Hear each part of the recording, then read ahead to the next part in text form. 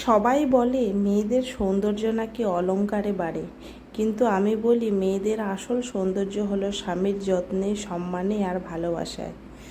Hello, hi everyone, চলে এলাম আবারও একটা নতুন ব্লগ ভিডিও নিয়ে তোমাদের সামনে। আমি কাবেরী। তো আজকের ভিডিওটা হচ্ছে আমরা যাচ্ছি এক জায়গায় ঘুরতে, মানে একটা পার্কে। হাজব্যান্ডের ছুটি ছিল, তো ছুটির দিনে বললাম চলো, ছেলেও একটু বাইরে ঘুরলে খুব আনন্দ পায়।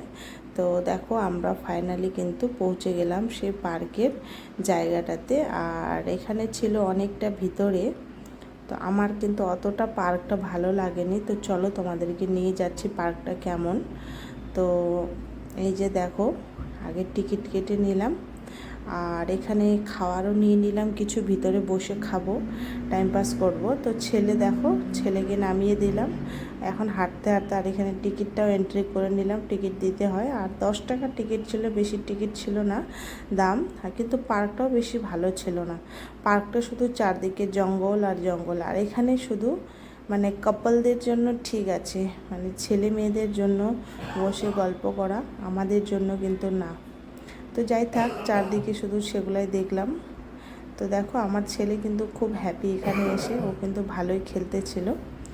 আর এখানে দেখলাম ফ্যামিলি কিছু ছিল, তো সেখানেই আমরাও বসে পড়লাম।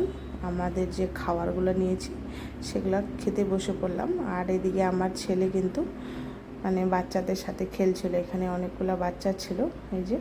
তারপরে দেখো ফাইনালি এখানে ছিল একটা মন্দির, মন্দিরেও ঢুকে পড়লো আমার হাজব্যান্ড আর আমার ছেলে,